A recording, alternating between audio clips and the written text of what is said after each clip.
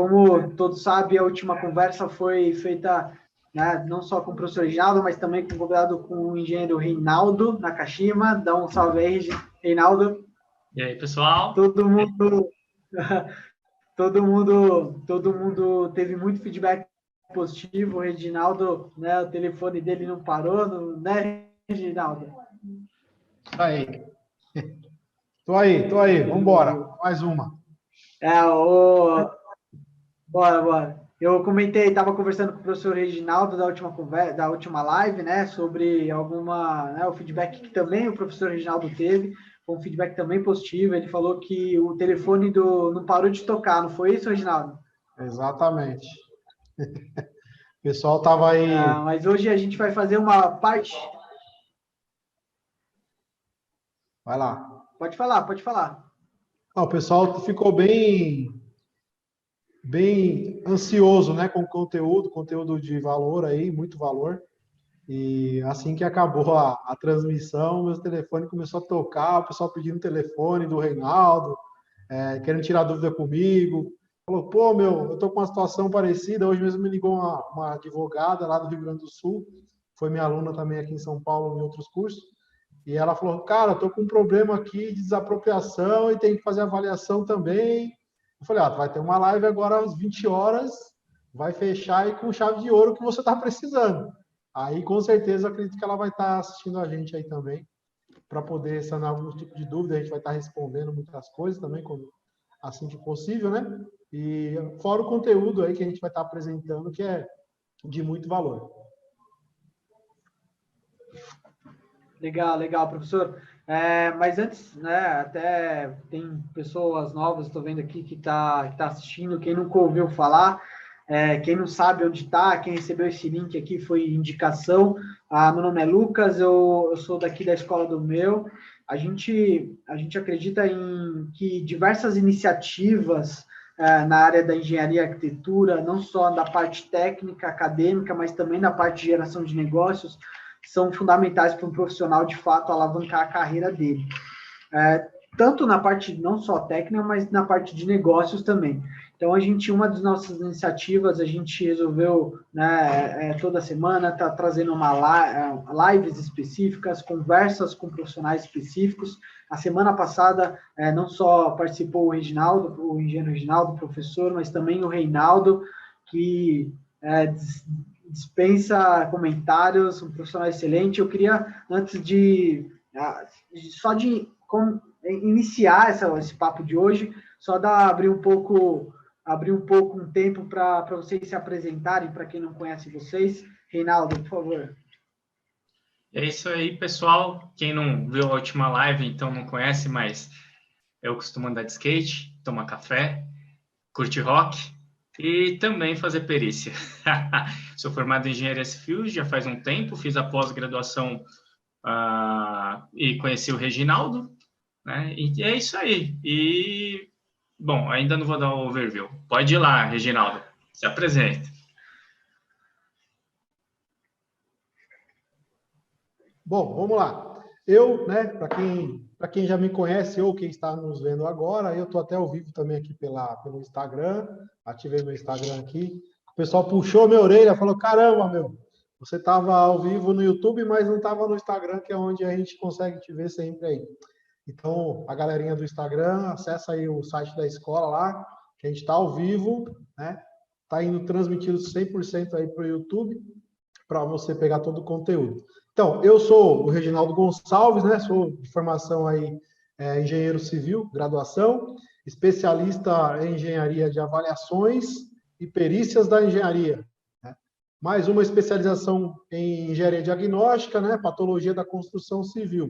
Atuo aí no mercado há mais de 12 anos, sou professor aí de engenheiros, arquitetos, corretores de imóveis, advogados, administradores, enfim, né?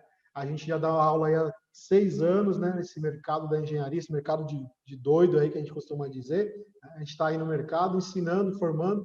Já estamos aí na base de 1.600 profissionais formados, né? Com muita gratidão, já chegamos nesse número. Graças a Deus, a gente quer chegar muito mais do que isso. E também dando aula aí nas mais conceituadas escolas, né, aqui de São Paulo e fora de São Paulo. Já atuei em outros estados, por exemplo, Bahia, Distrito Federal, Pernambuco, São Paulo e Minas Gerais. E estou sendo chamado para alguns outros caminhos também aí, né? Graças a Deus. A pandemia deu uma enxugada, né? Deu uma tranquilizada também no geral. E a gente veio aí para a plataforma online, na gravação online, veio aí também no YouTube, veio aí nas aulas ao vivo, né? Que é o que nós tivemos que reaprender, né? A dar aula, principalmente, que é acostumado a dar aula muito no presencial, e viemos aqui para o tete-a-tete aqui na questão do online.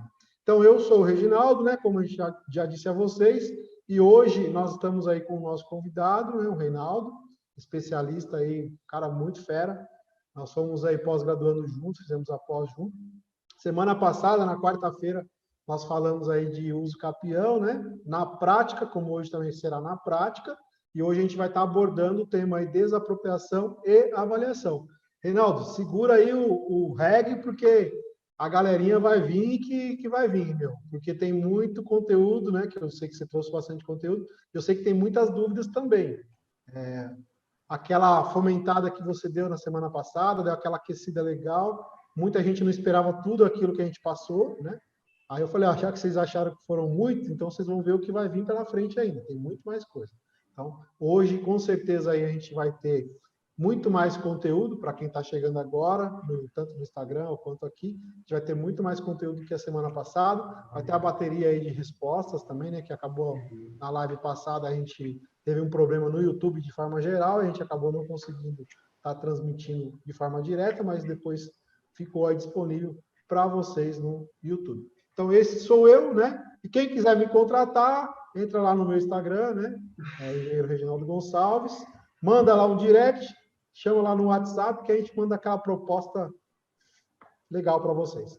Então, Reinaldão, fala aí o que você faz, meu amigo. Fala um pouquinho de você aí. Eu só vou cortar um pouco. Fala aí. Não, passar as redes sociais, com certeza, Reinaldo. Fala seu canal do YouTube aí, que vai ser um baita de um canal daqui a um tempo. Daqui a um tempo não, vai ser super acelerado. Você iniciou há pouco tempo, fala um pouco aí para o pessoal seguir. Legal. Eu faço perícias, né, na área de imobiliária, de uso capião, retificação de área, inspeção predial de todos os tipos e avaliação de imóveis, né? Então, eu já estava no Instagram há um tempo, né? Só que eu vou fazer um vídeo sobre isso, mas é o seguinte, eu parei com o Instagram porque, para mim, eu não conseguia, era muito texto, uma foto, eu não conseguia me expressar ali, achava muito chato textão. Tem a possibilidade de fazer vídeos ali, mas eu falei, não, eu quero ir para outra plataforma, eu queria inovar, e daí eu falei, vou para o YouTube. Então, é exatamente, né? Eu entendo o que você quis dizer, porque só tem um vídeo por enquanto, mas já está vindo um outro aí, e quero tentar fazer isso pelo menos uma vez por semana, e é isso aí, vou trazer vários assuntos relacionados a essas perícias, né? Então, vai ter, espero que vocês também dêem uma força lá, se inscreva no canal, aperte o sininho e tudo aquelas coisas lá, deixa um comentário, dá um like, e é isso aí. Quem quiser contratar também pode acessar o site, o Instagram. Meu telefone não tá por ali não, mas teve gente que achou, viu, meu? É um easter egg ali que, olha, quem achar, eu dou, sei lá, um brinde. Olha só. Os próximos 3 que acharem, eu vou dar um brinde. Mas não vai achar. Eu vou acabar com isso daí. Mas é isso aí. Esse daí então sou eu, é o que eu faço, e minhas redes sociais para contato.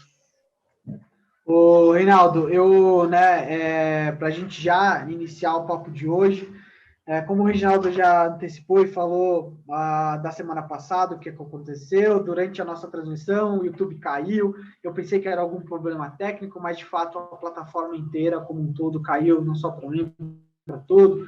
E o que a gente fez? A gente gravou, né, vocês podem ver lá no YouTube, da Escola do Meu, a gente gravou, né, continuou gravando e subiu posteriormente em um outro vídeo a continuação da live de ontem, da semana passada, perdão.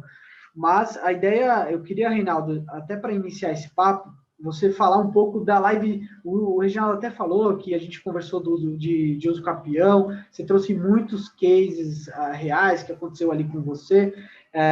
Eu tenho, para a gente ser até, né, tem muitas pessoas, tem uma série de perguntas que eu queria te fazer, trazendo também da live da semana passada, já que a gente não conseguiu, por essas questões técnicas, terminar a live, a gente vai trazer, no caso dessa primeira parte, nesse primeiro bloco, todas essas perguntas.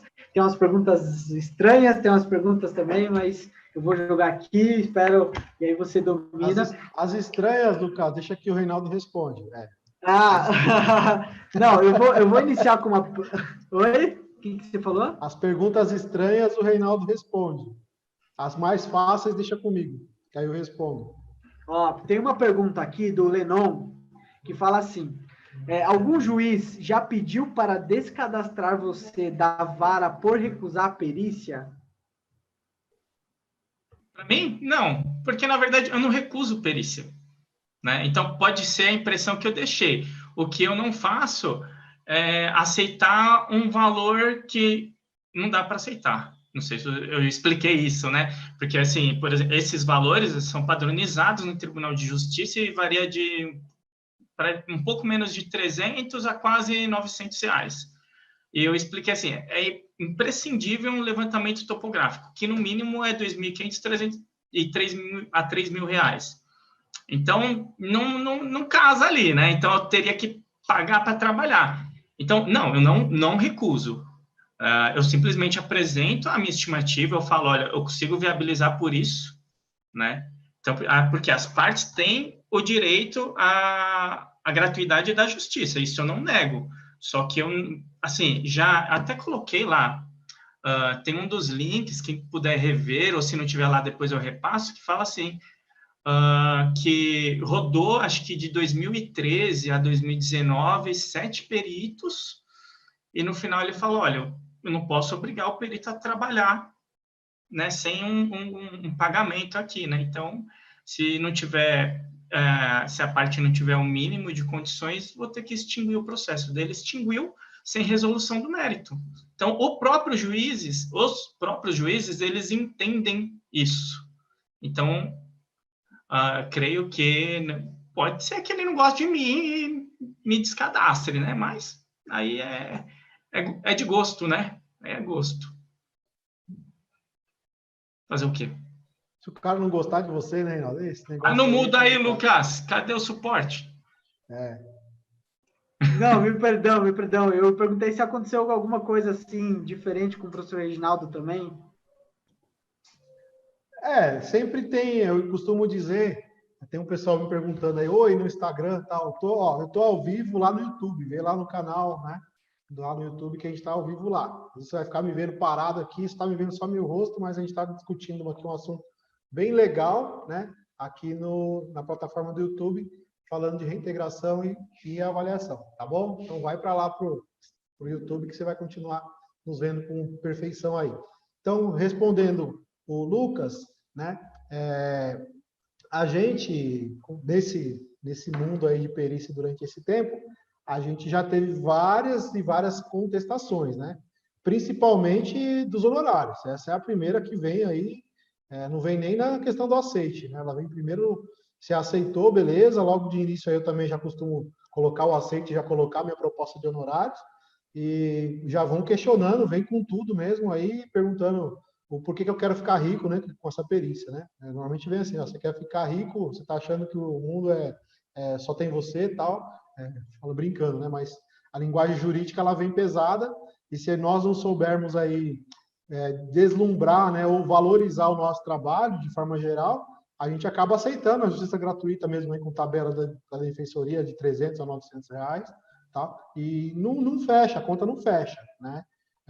Precisa sim, né, se dar valor pela profissão, precisa também qualificação técnica, que é o que mais a gente fala, na sua proposta de honorários, descreva de forma aberta, né? Eu costumo dizer, melhor você abrir o seu orçamento logo no começo do que deixar a margem para alguém ficar te questionando depois.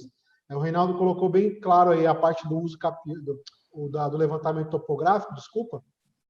que no mínimo aí é R$1.500 a R$2.000, até mais do que isso. Se a gente for pegar a base aí de referência, SINAP, CPOS, o próprio Conselho dos Topógrafos, varia de 3.000 para cima, né? Dependendo da área, até mais do que isso. Então, como que eu vou fazer uma perícia com levantamento topográfico, com levantamento georreferenciado, que normalmente pede, por R$350? Fica incabível. Então, nós, engenheiros, né, peritos, arquitetos peritos, temos que pegar essa experiência que nós temos do dia a dia, colocá-la no papel, né? Coloca no papel, demonstra de forma correta de onde você tirou, da onde você tirou aquela informação, fundamenta, que o juiz simplesmente vai olhar, falou, cara, o perito falou o quê? Precisa de um levantamento com georreferenciamento que custa X reais de acordo com a tabela de valores X. A hora técnica dele vale tanto, né? As horas que ele vai desprender vale tanto. Os estudos que ele vai fazer, pô, olha a formação dele, a qualificação que ele tem, ele vai precisar estudar todo o processo e vai gastar, sei lá, 10 horas técnicas para fazer. Ele precisa desse valor, né? Então, não tem condição de fazer por valor de R$1.000, R$600, R$500, né? Independente disso. Que é o que o Reinaldo faz, né? Eu já acompanho o Reinaldo há algum tempo e a gente vê as postagens aí, ele faz alguns recortes, fala, ó, o que o juiz colocou aqui. A gente questionou, a gente mostrou, olha o que o juiz colocou. Foi mais ou menos o que nós falamos na semana passada, né? Você dá a cara para bater e falando que você tem razão no que você está dizendo. Não é simplesmente dizer, ó, eu não aceito porque o valor é baixo. Não é isso que a gente está dizendo. Está dizendo que a gente não aceita porque, para fazer o trabalho da forma que tem que ser feito, tem que ser custeado isso, isso e aquilo, né? Então, para quem está chegando na área de perícias, para quem quer entrar na área de perícia, eu costumo dizer sempre, a briga, a treta começa nos honorários. Depois que passou os honorários que aceitaram pagar, aí depois que você vai entregar o laudo, alguém vai ficar contente e alguém vai ficar descontente. Aí é uma nova briga, mas você já recebeu a metade do valor e agora você tem que colocar no papel o que você realmente sabe fazer, né? Não adianta receber também e colocar, porque eu recebi X, eu vou fazer um trabalho de qualquer jeito. Não tem como ser assim. Eu ainda costumo dizer o seguinte, Lucas, eu me olho como perito em trabalho pericial como se eu fosse assistir uma peça de teatro, um concerto, alguma coisa. Eu quero que me entreguem uma coisa muito boa, eu quero assistir uma coisa muito boa, estou pagando para isso. Então, a mesma coisa eu enxergo quando eu vou fazer uma perícia, porque me pagaram para eu fazer a perícia.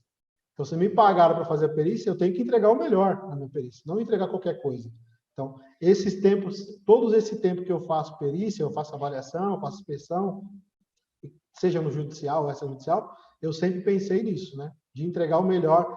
Eu tenho até um slogan na minha proposta comercial, que é a satisfação do cliente é a minha meta, né? Então, se ele não estiver satisfeito, eu não atingi o que realmente eu busco. Tá? Então, o que eu falo sobre isso, as inconsistências aí, as brigas, né? Dentro do processo, e outras coisas mais, né? Porque eu já vi juiz colocar assim, principalmente a avaliação, Reinaldo, colocar assim, eu nomeio jusperito, né? Formado isso, aquilo, tal, e coloca lá os honorários, teve um que colocou R$1.000, arbitra os honorários em R$1.000, haja vista que o trabalho é um trabalho simples, que até, né, não desmerecendo o corretor de imóveis, né, que até um corretor de imóveis poderia fazer. Ele escreveu isso no despacho dele. Aí eu, do outro lado de cá, falei, por que ele está dizendo que me nomeou engenheiro e está falando que é uma avaliação simples, e por que está dizendo também que poderia ter sido nomeado um corretor de imóveis para fazer? Por que ele não nomeou o corretor de imóveis direto, né? Por que ele falou que é uma avaliação simples e dentro dessa avaliação simples ele fala para mim que poderia ser nomeado um outro profissional? Então, eu fiquei me questionando, falei, ou ele falou demais ou ele não soube o que falar, né? Para poder colocar um valor muito baixo no meu trabalho. Mas isso faz alguns meses, alguns anos já, e depois não tive mais isso.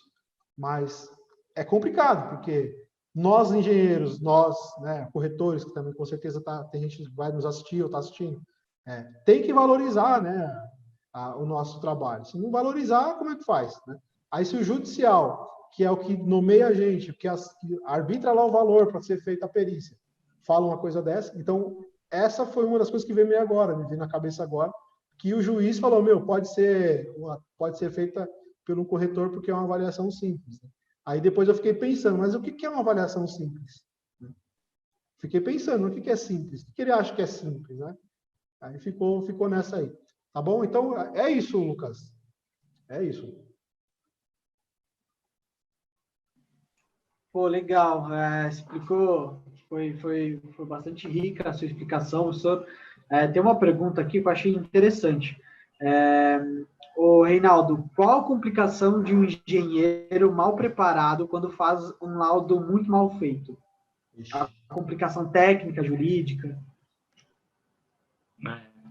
Entendi. Essa pergunta aí é boa, porque assim, vamos exatamente o que foi escrito, né? A mal preparação e fez como consequência, um laudo mal feito. Mas vamos supor, né, que o cara é bom no que faz, só que ele escreve mal. Cara, as consequências são as piores possíveis, né? Porque pode ser anulado o laudo, ele vai ter que, se ele já não escreveu o laudo bem redigido, ele vai sofrer para prestar esclarecimentos, né? Então, além de bom no que ele faz, ele precisa realmente ser bom para transmitir o conhecimento, que ele não pode esquecer que ele é a interface da parte técnica com a jurídica, né? Então, ele tem que, até quando não se prejudica, evitar alguns termos tão técnicos, né? Lembro uma vez que eu estava tentando explicar em um caso judicial o que era retificação intramuros, porque se realmente você traduzir isso literalmente, isso daí significa que os limites do muro ali internos, vamos dizer, né? Só que no próprio glossário do IBAP ele fala que isso daí são as divisas que constam no registro, na matrícula, e isso é aplicado comumente para quem é da área, né? Então, até esse termo que é técnico, eu já comecei a excluir ele, colocar ele entre parênteses, para não ter tanta confusão. Então, mesmo que a gente domine, a gente tem que prestar atenção com a nossa própria experiência e dos colegas para ir melhorando o nosso trabalho. E você, Reginaldo, o que você tem a comentar sobre isso aí? Tá no mudo. Agora vai. Sobre trabalho, a pergunta foi, né, se trabalho mal feito, né, entregue de qualquer jeito, eu acho, né? O laudo, né? Então, eu costumo dizer assim, eu já vi trabalhos até bem redigidos, né? Depois o cara redigiu bem o laudo, o corpo do laudo, deixou o laudo bem explicativo, como o Código de Processo Civil pede, lá no artigo, para quem está ouvindo, o artigo 473, parágrafo 3º, fala um pouquinho lá sobre isso, parágrafo 1º e o 2º fala de como, acho que o parágrafo 4º fala de como deve ser redigido o laudo, o que tem que ser colocado no laudo, tá? Então, dê uma olhadinha lá. O cara, né, o perito aí entregou o laudo bem redigido, né, bem formatado. Só que onde que ele pecou? Nos quesitos. Tinha quesito lá para ele responder. Então ele fez o laudo, o contexto do laudo, e quando chegou no quesito, ele simplesmente começou a responder assim: sim, não, vídeo 2, vídeo 3, vídeo capítulo 4. Resposta contém no tópico 2 do laudo. Cara, preguiçoso, né? A palavra é preguiçoso. Então, assim, se o cara escreveu o laudo, formatou o laudo, fez um glossário do laudo, colocou tópico no laudo, fez um trabalho científico de acordo com a norma da BNT, certinho. Por que que fez os quesitos dessa forma? É onde o juiz tem dúvida. O quesito é onde o juiz tem dúvida. É onde as partes têm dúvida. Então, se a gente não fizer o laudo bem feito, a conclusão bem feita, e lá nos quesitos, que são as perguntas que estão fazendo, a gente não responder de forma concisa, vai gerar dúvida. Nesse caso, eu era assistente técnico. Aí fiz umas perguntas daquele jeito, né? Eu faço minhas perguntas bem técnicas, mas bem pergunta de perito, né? Eu costumo dizer que é pergunta de perito, não é pergunta de advogado, né? Porque advogado ele escreve um texto, ele escreve um livro para fazer uma pergunta. Eu vou direto na questão técnica, cito norma, etc. Vamos embora. Estudo, etc. Então o cara sabe fazer ou não sabe. E deu uma patinada. Tipo, não soube responder ao vídeo. A resposta está contida lá no capítulo 2. Eu vou ter que ler o capítulo 2, entender o que ele quis dizer no capítulo 2 para responder minha pergunta. Não. Estou perguntando aquilo que existe. Então, o laudo, né, dentro do que o Lucas perguntou, a escola perguntou, tem que ser preciso, conciso e explicativo, né? A questão o Reinaldo até colocou aí nomenclaturas técnicas, né? Tem que fazer uma nota de rodapé, né? Para dizer o que significa um FCK, o que significa um MPA, o que significa aí entre muros. Cara, tem muito termo técnico que nós engenheiros usamos que o direito não usa, e tem muitos termos técnicos que o direito usa e a gente não conhece. A gente tem que ter um dicionário, a mesma coisa a eles. Se a gente fizer um documento e não explicar a ele como que se deve, o entendimento que tem que ter, vai gerar um monte de interrogação, e o que era para ser simples, né, e rápido para ser resolvido, vai ser demorado. É isso, Lucas. Damião. Não, boas, ótimas palavras. Acho que até não vou me alongar muito nas perguntas, porque o tema de hoje é um pouco mais extenso, mas para falar, até para o final, a gente pode até responder algumas outras que faltam, mas até para a gente já entrar no papo de hoje. Hoje o papo é mais focado ali na desapropriação e na avaliação, um tema muito amplo, e eu queria que vocês iniciassem, tanto o professor Reinaldo quanto o Reginaldo, falando um pouco dessa área, se fosse um leigo, sem entender um pouco disso, se você pudesse dar um overview dessa área, como atuam os agentes, a atuação de uma forma macro. Professor Reinaldo?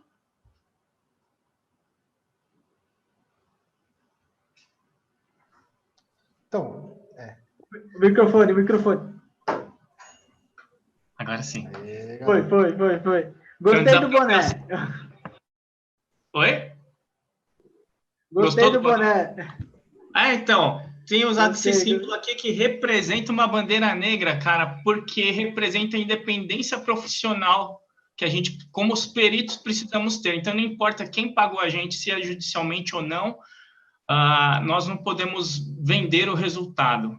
A gente não vende, fala assim, você faz uso do papel, vai dar certo, eu não sei. Né? Mas me contrata que a gente vai descobrir. Então, é por isso que eu tenho usado. Quem vê essa bandeira negra aí, eu não sou pirata, não. Tá? Mas tá indo nos meus laudos só para intensificar isso daí. Tem uma tatu sobre isso. Mas é isso aí. Então, sobre avaliação e desapropriação. Boa.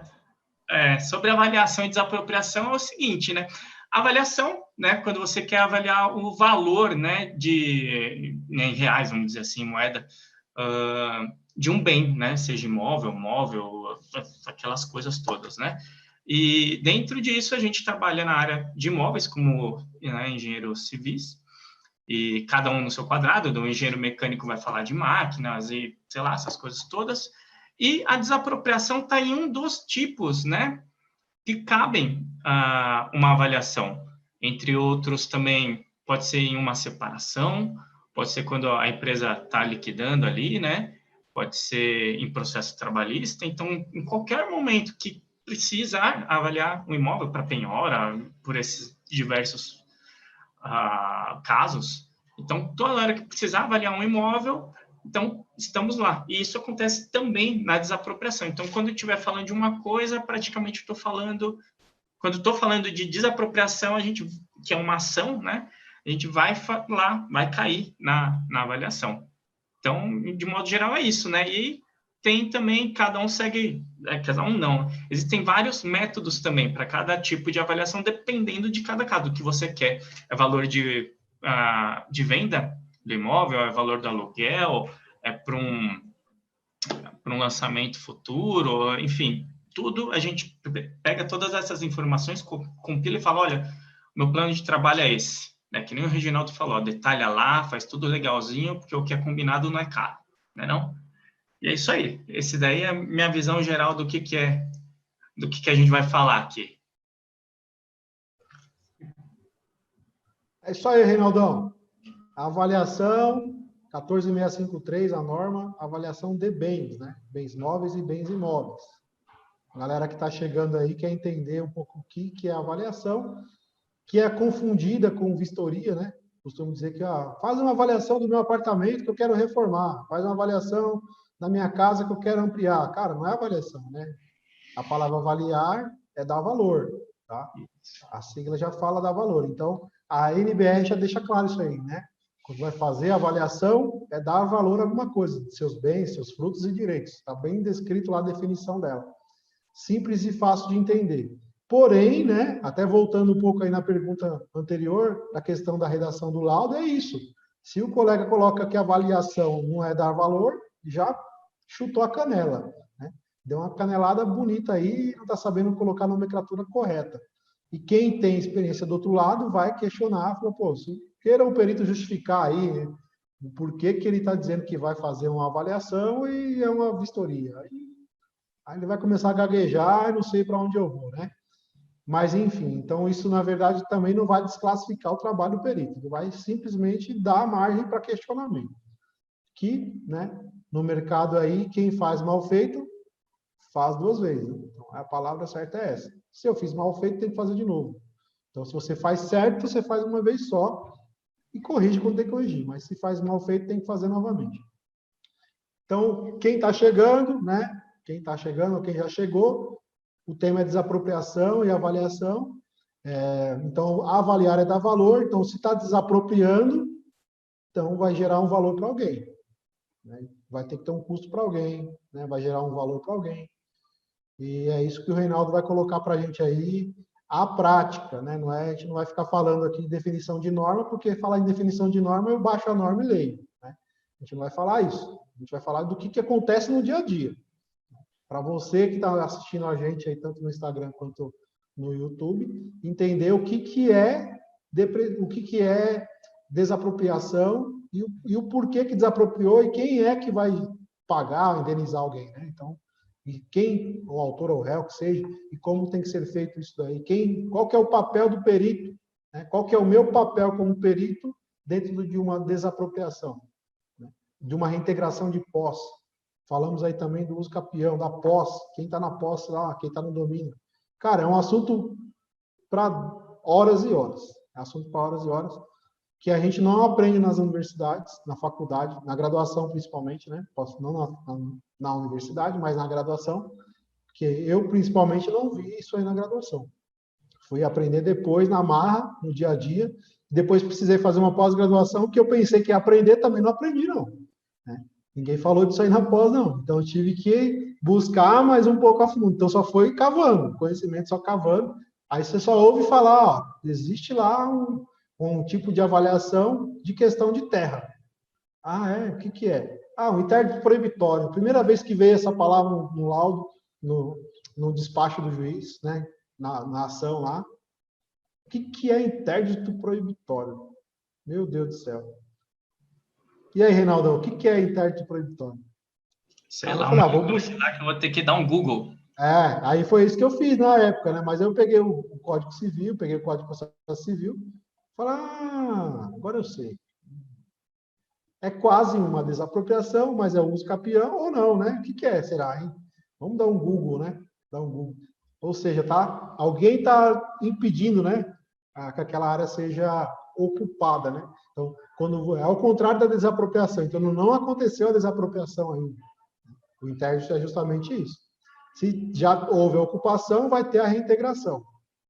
E quando não teve, alguém entrou com esse tipo de ação para que aquela área não seja invadida, né? Então, por isso que chamam interdito aí. Então, a primeira vez que veio essa perícia, eu falei, e agora? Eu sei fazer, eu não sei fazer, né? A palavra que normalmente a gente fala, eu não sei fazer. Só sabe fazer só quando é normal. Quando foge do normal, você não sabe fazer. Não, você sabe fazer sim. Vamos estudar, vamos ler, vamos buscar bibliografia. E foi até umas das situações aí atípicas de alguns anos atrás. Mas eu acredito que o Reinaldo também tem muitos casos aí dele. Na verdade, isso daí vou deixar o Reinaldo já falar, já. Pode falar aí, Reinaldo, trazer os cases. Então, interdito proibitório é assim, quando você está na iminência da sua posse ser violada, pode ter sido provocado por uma turbação, vamos na linguagem técnica, então. Então, quando ela foi turbada e você, então, move essa ação de interdito proibitório para você garantir a sua posse ali no imóvel. É praticamente isso mesmo. Então, entra todas essas questões que o Reginaldo comentou, mas vamos lá, então, né? É isso? Vamos seguir? Mete pau? Então, é o seguinte. Pode pau. Realmente, na semana passada, o uso capião é bem mais leve em questões de legislação e de normas, né? Mas é bem pesado e emocionante a parte da perícia, né? E aqui já é um pouco inverso, né? Aqui é pesado nessa parte, assim, de legislação, de normas, só que não tem muita emoção na hora da perícia, eu nem gosto muito, cara. Mas eu vou tentar trazer emoção aqui para vocês, se não tiver emocionante, fala aí, tá bom? E é o seguinte, então vamos lá, né? Como tentei montar... Você não vai tocar... como que é o cara que fala lá? São muitas emoções, né? Roberto Carlos aí não, né, cara? Não vou tocar não, mas poderia. Por que não?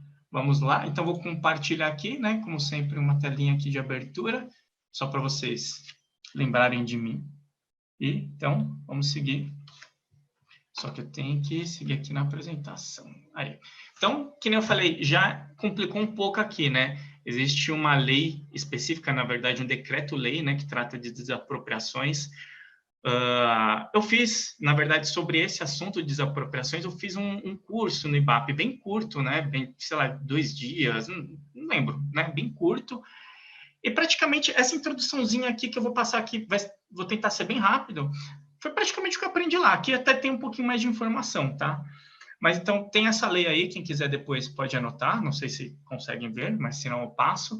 Daí tem o Código de Processo Civil, que a gente já falou um pouquinho na semana passada, as normas técnicas, que é dividido em 7 partes. Então, gente, é uma leitura, assim, importante.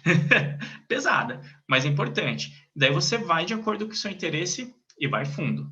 Tá? Daí tem as normas do IBAP, que elas detalham um pouco mais sobre a NBR. Então, você leu a NBR, a do IBAP, você tira de letra. Tá? Alguns detalhinhos a mais, mas até aí tá tudo bem. E as normas do CAJUFA, que é o Centro de Apoio aos Juízes das Varas da Fazenda da Capital. Então, quando tem desapropriação, vara da Fazenda. E, no caso, aqui na capital tem esse CAJUFA aí, tem uma comissão assim, de peritos, e eles editaram uma norma um pouco diferente do IBAP, então às vezes até uma questão um pouco polêmica, né? Qual que usa? Bom, enfim, mais polêmicas à parte, se quiser, manda pergunta.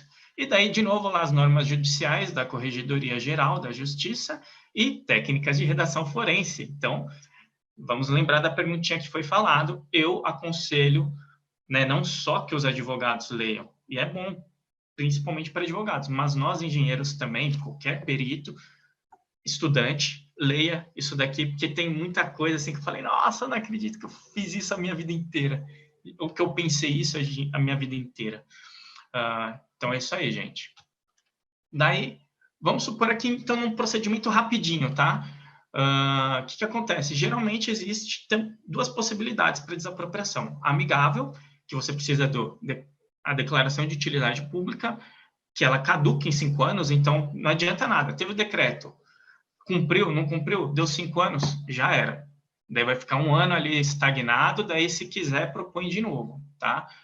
E quando você pensa, por exemplo, desapropriação, vai passar uma rodovia ali, daí você só pensa que existe aquela faixa de rodovia, mas tem área de domínio, faixa de manutenção, pedágio, não sei o que lá. Então essa área se estende, e se estende às vezes mais por causa do canteiro de obras. Então a área, às vezes, desapropriada não é só aquela que você depois vai ver. Só que o que acontece com essa área, depois ela pode ser reaproveitada ou ela pode ser revendida, né? Então, só para ter uma ideia, tá, de como que acontecem as coisas. Então, e quais são as exigências para isso acontecer amigavelmente? Tem a declaração de utilidade pública, decreto, a planta ou a descrição. Gente, manda a planta e a descrição, tá? Eu sou muito mais visual, então, manda a planta. Precisa ter o valor, tá? Isso é bem importante. E se não tiver anuência em 15 dias, se ninguém se manifestar, é como se a pessoa não tivesse aceitado, daí vai ter que ir para o judicial, tá? Se tiver interesse. Se a pessoa aceitar, muito bem. E é interessante falar sobre isso, porque muita gente, muitos clientes falam assim, nossa, dinheiro na desapropriação se paga tão pouco. Se propõe pouco. E se paga se você concordar.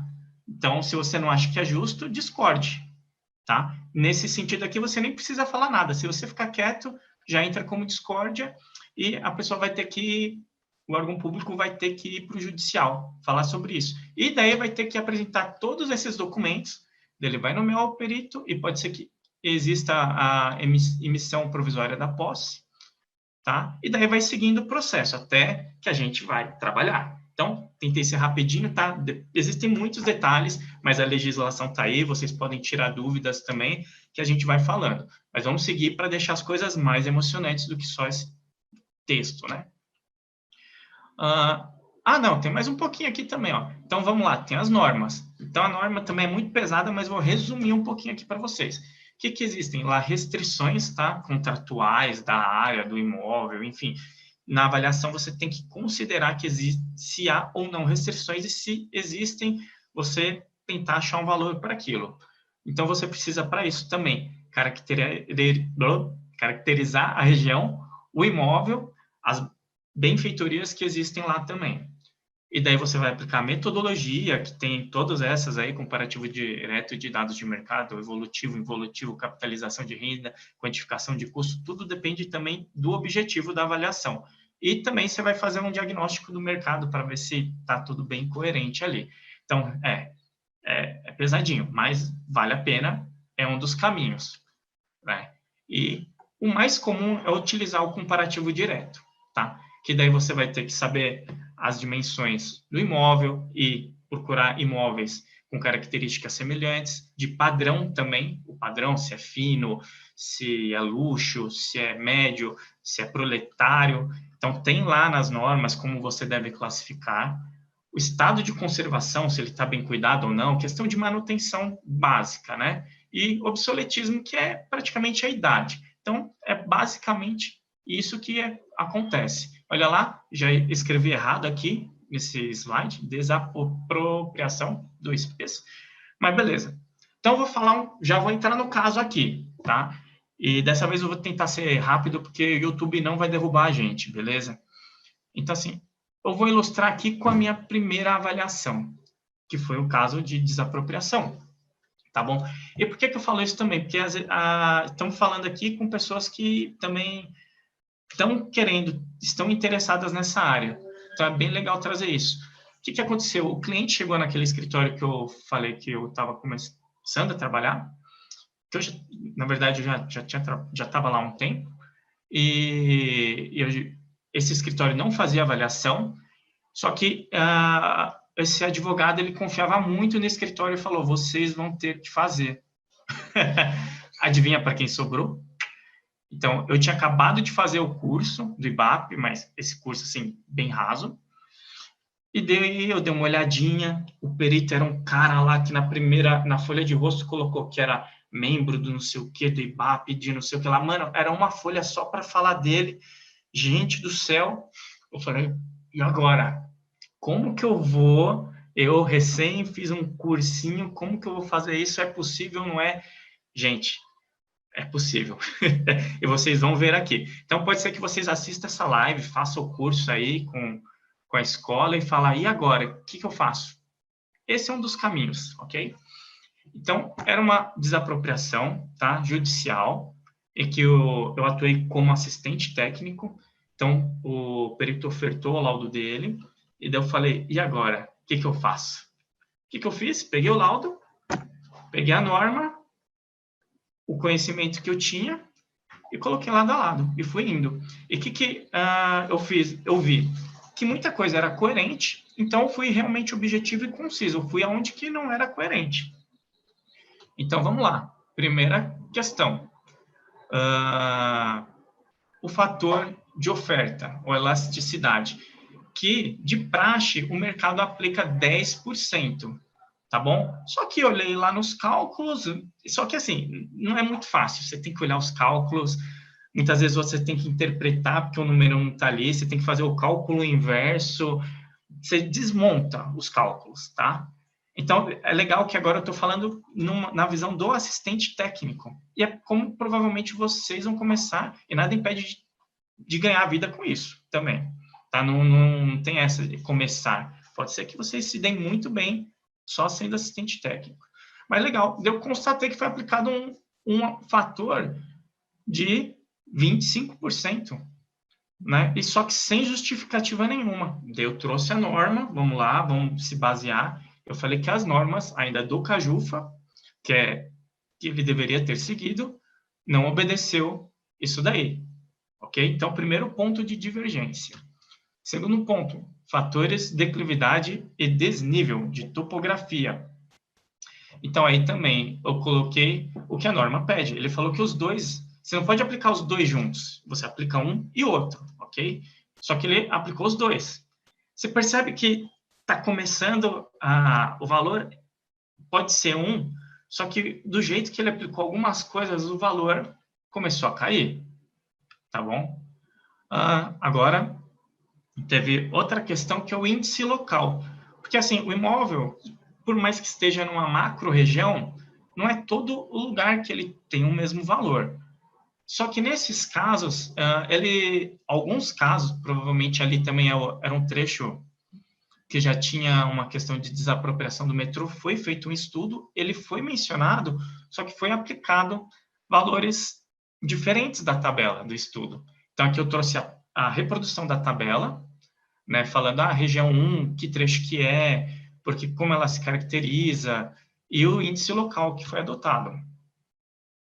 Daí expliquei, né, essa divergência e que deveria ser outros índices locais, o que ajudou a decair mais ainda o valor do imóvel. E aqui eu ilustrei, né, porque, gente, eu prefiro ilustração, imagina juízes e advogados, eu acho que é muito mais legal visual. Então, aqui nós temos os índices locais, essas linhas vermelhas são as referências da divisão entre os índices locais que estão em azul, e o R, aqui ó, são as regiões, então, né, e o elemento comparativo, né, E1, E2, E3, então, cara, eu coloquei onde estavam e quais regiões realmente pertenciam, tá? Os elementos comparativos e o imóvel. Então, assim, onde tinha divergência, ali está claro. Eu ilustrei a tabela, dei um jeito de ilustrar a tabela e falar onde que estava a divergência. Tá? Então, fora isso, o que existia? Uma área remanescente. Esse é um assunto bem interessante. Por quê? Era uma área bem grande. Primeiro, houve uma desapropriação parcial daquela área, e depois houve essa desapropriação. Só que, no fim das contas, toda a área, o órgão se emitiu na posse. Então, o que aconteceu? Só que a área total desapropriada não era o total do imóvel. Então, aqui, ó, total das áreas 1 e 2 e total da área da matrícula. E a diferença? Ninguém vai pagar? Não consta? Não vai constar em nenhum lugar? Então, imagina o valor, onde que estava. Porém, aí cabe uma reflexão. Porque, assim, lembra que a gente falou que a desapropriação está vinculada ao decreto de utilidade pública. Então, o que está naquela descrição que vai ser desapropriado? O que não está, se ela se emitiu na posse, então cabe uma ação própria, que seria a desapropriação indireta.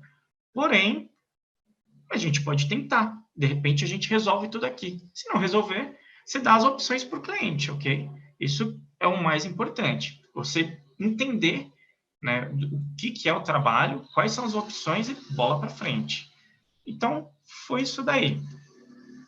Ok? Então, teve essa diferença aqui, ó, do remanescente de 43 mil, e que alguém precisava pagar porque a Dersa já estava ocupando totalmente o imóvel. Então, aqui seria o cálculo, né, que foi refeito.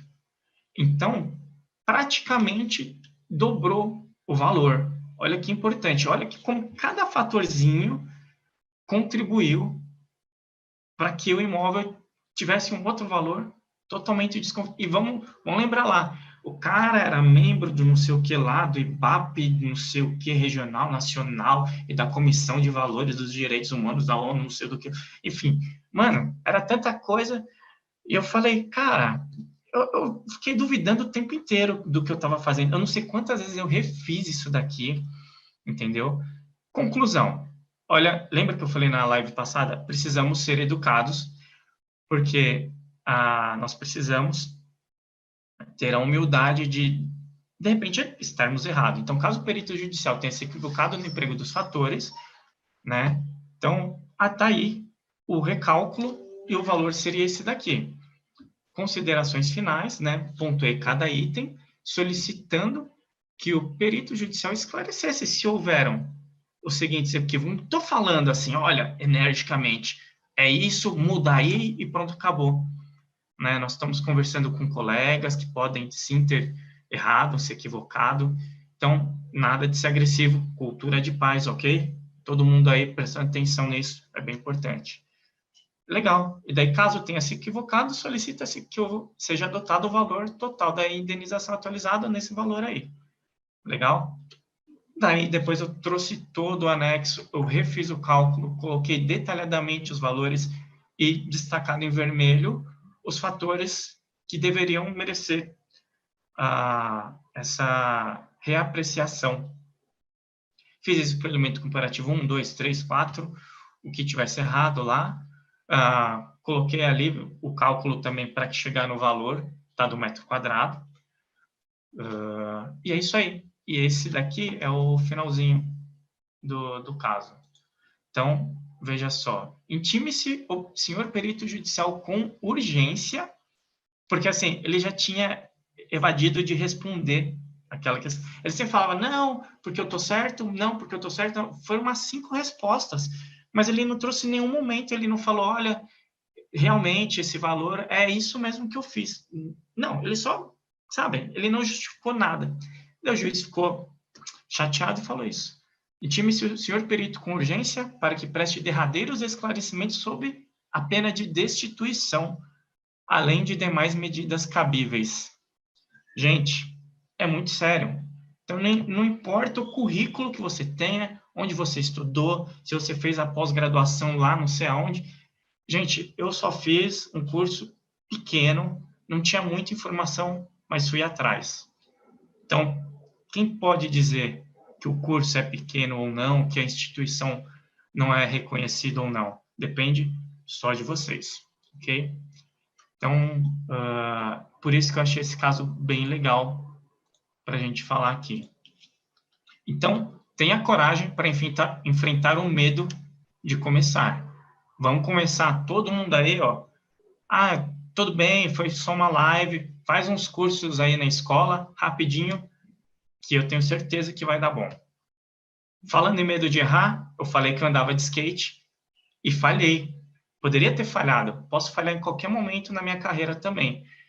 Só que, o que a gente faz? Corrige o que precisar corrigir, enfia uns ferros lá, os fios de Kirchner, lá no osso, dá risada, leva isso com humor, aprende, levanta e toca a vida, tá? A gente erra e vamos lá. Então, olha que legal também. Precisamos nos manter íntegros, tá? Isso daí eu estou colocando, o Reginaldo vai até falar, cara, você vai colocar isso sim. Lembra do nosso professor de avaliações, Reginaldo?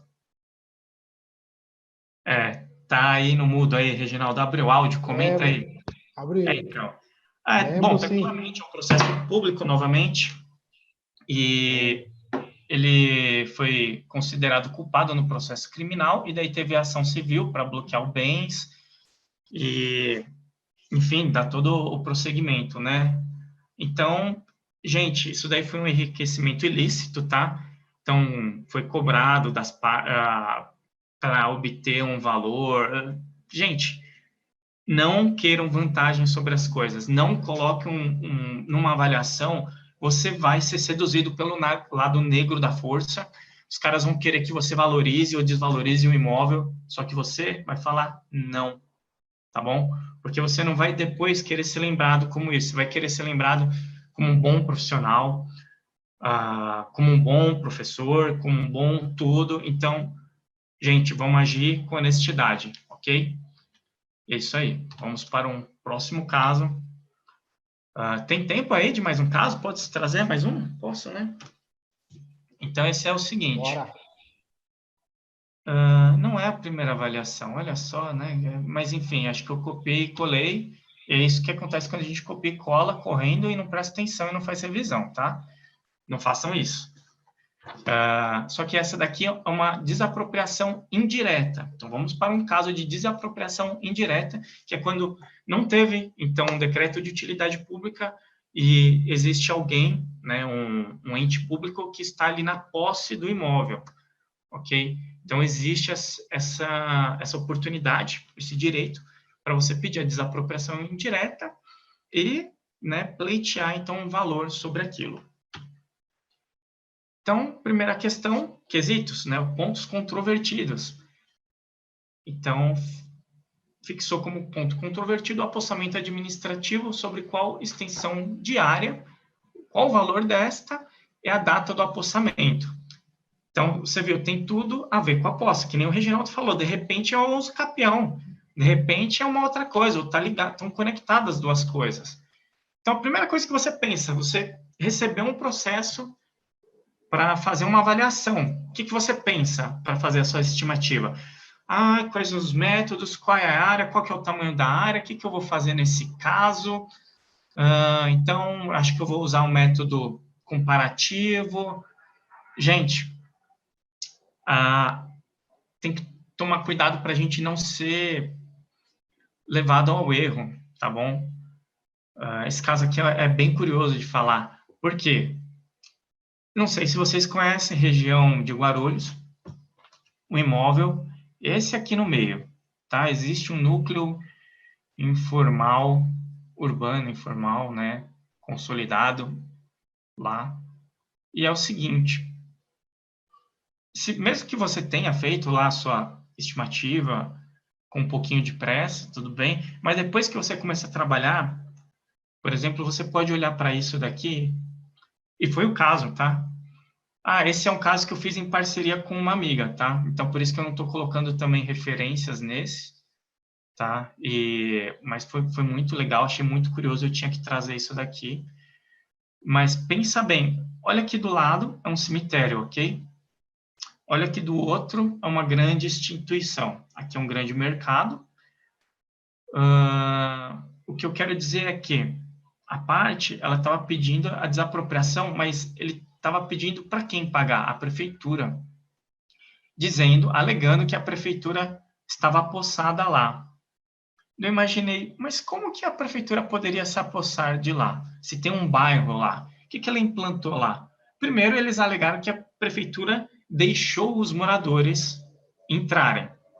Mas assim, o imóvel é seu, não é?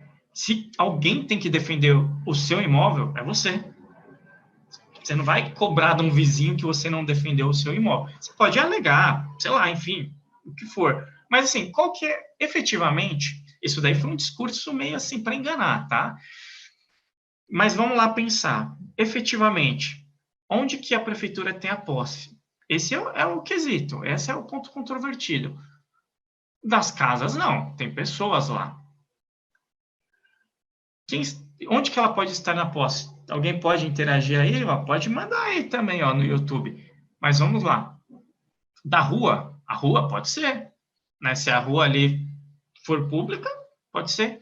Se tiver uma escola, pode ser, enfim, alguma coisa. Ela alegou que tinha até um telecentro. Então, pode ser, vamos lá ver. Né? Então, por isso que a vistoria ela é essencial para esse caso. Porém, tem uma questão muito legal nisso tudo, tá? Quem entra em um núcleo urbano, né, informal dessa magnitude, num bairro, que você sabe que lá acontecem coisas. É uma casa ali, para você fazer o trabalho, é uma coisa. Eu já fui em vários lugares, fui em Paraisópolis umas 4 vezes, super tranquilo, você está ali. O pior problema disso tudo é porque no passado houve uma ação de reintegração de posse. Os donos estavam pleiteando a reintegração de posse, né? Falando que o pessoal lá realmente invadiu, só que eles perderam essa ação de reintegração de posse, porque o pessoal lá já estava há muito tempo na posse e eles não haviam reclamado. Resumo da ópera. E, inconformados, eles então pediram essa avaliação. Olha que complexo que é a questão. E daí você começa a digerir tudo isso.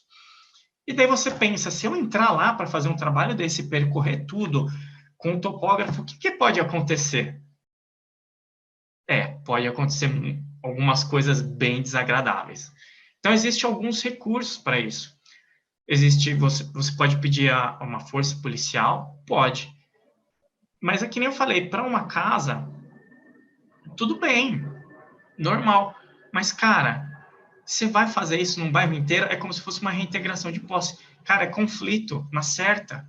E isso envolve muitas coisas, assim, complexas. Por exemplo, rola todo um procedimento ali judicial que tem que se comunicar com outra instituição, tá, da polícia. Gente, torna um negócio muito demorado, ainda para coincidir a agenda, ver também, olha o efetivo que seria necessário.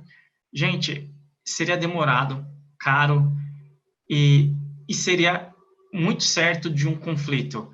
E você não quer um conflito, você quer resolver, tá? Então, lá tem uma nota, tá, técnica do IBAP, falando assim, situações de risco nas perícias, nas vistorias de perícias, e o que você faz alternativamente. Então, tem uma classificação de risco, bem legal, e depois o que você pode fazer. Então, você pode, de acordo com essa nota técnica, substituir a perícia em loco por outras, conseguir elementos de outras formas. Então, falei, demorou, que a gente resolve isso já, ao invés de ficar forçando as coisas para uma situação que ainda não vai retirar o risco, tá? E a gente fez isso, tá bom? É válido, bem legal saber disso. Então, um ponto já superado.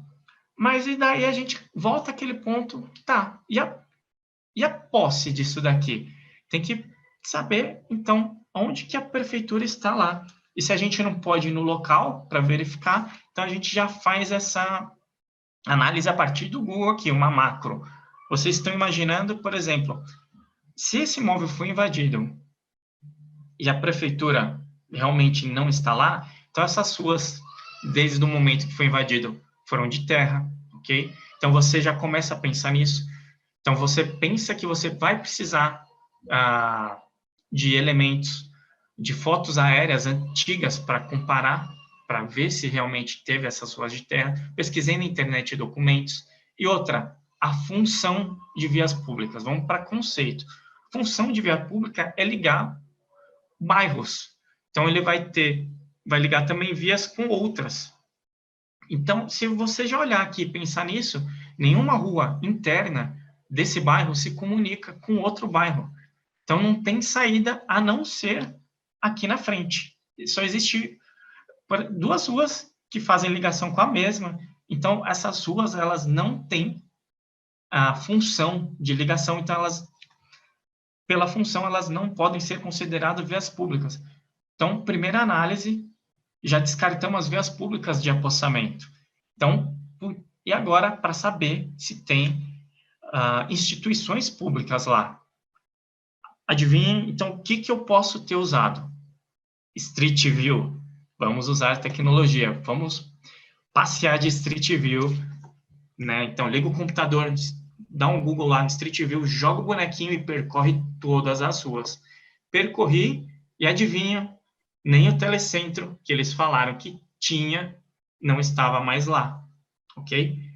Então, se não tem instituições públicas, não tem escola, não tem creche, não tem telecentro, não tem nada, qual é a extensão da posse da prefeitura neste lugar? Quem responde aí? Alguém responde? Reginaldo responde? Zero. Pode continuar. É zero. Então, assim, só que assim, você tem que trazer elementos, tá? Então, aqui é uma macro, tá, dessa situação. Essa rua aqui, Rua Carrefour, ela não tem ligação com nenhuma dessas ruas. Tem um escadão que foi feito pelo próprio Carrefour. Então, gente, essa rua aqui, Carrefour, é particular. Então, não tem, só que você tem que trazer tudo isso. Então, lembra que eu falei, ó, planta reconstituição de foto aérea, então uma planta aerofotogramétrica, que está lá nesse site do Datagel, anota isso aí, ou depois vê na gravação da live. Então, esse é um momento anterior à posse, antes de 82. Então, aí eu mostro que em 82 realmente não tinha posse, ok? Então, não tem nem as ruas. Aqui é um momento, uma das primeiras fotos do Google, que eu não sei onde que eu marquei, mas 2000 e pouco, onde que a gente vê, é visível que as ruas são de terra, tá? E tem um documento da prefeitura que é um plano o programa de melhorias, né? Acho que tem um biênio, não sei se é anual, e daí ele dava um relatório também datando em que momento que eles fizeram cascalhamento e pavimentação lá. Ah, então, Reinaldo, a prefeitura então fez alguma coisa, hein? Foi sistema de mutirão. Então, praticamente quase tudo foi feito e teve a responsabilidade dos habitantes. Tá? Então, o sistema de mutirão não caracteriza a posse. Tá? Mas você não precisa falar isso. Deixa que eles depois discutem. Tá? Então, você fala que, olha, foi realizado um asfaltamento ali de cascalho, ali de tal, no ano tal, de acordo com esse documento da prefeitura, e confirmada pelas fotos aéreas. Então, você tem 2 documentos de fontes distintas falando a mesma língua, e que houve aquelas ações, tá? E sistema de mutirão, pronto, são os fatos. Né? Depois eles discutem se isso é válido ou não. Então, outra questão. Aqui já é o Guarugel, tá? O sistema da prefeitura, também anotem isso daí, é onde que você habilita algumas informações e clicando, por exemplo, habilitando essas informações das ruas, eu consigo saber se o trecho ele é regularizado, se a rua é regularizada ou não. Então, eu cliquei em cada uma também e coloquei o print da tela para dizer que a rua não era regularizada. Ela não é reconhecida pela prefeitura porque ele é de um loteamento que não foi regularizado pela prefeitura. Então, é o terceiro elemento, tá? Conversando juntos, falando que a rua não é regular, que não tem...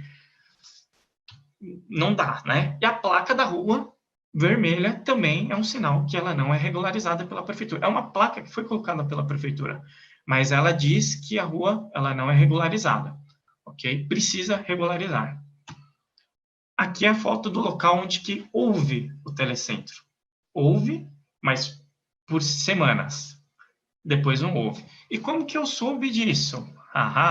Aí veio o pulo do gato. Depois de todos os elementos possíveis que nós pesquisamos, depois de muitas horas de pesquisas, análises, estudos, validação de documentos, a gente falou, não é suficiente, vamos esgotar tudo. Vamos pegar telefone de pessoas que moram lá e vamos começar a ligar.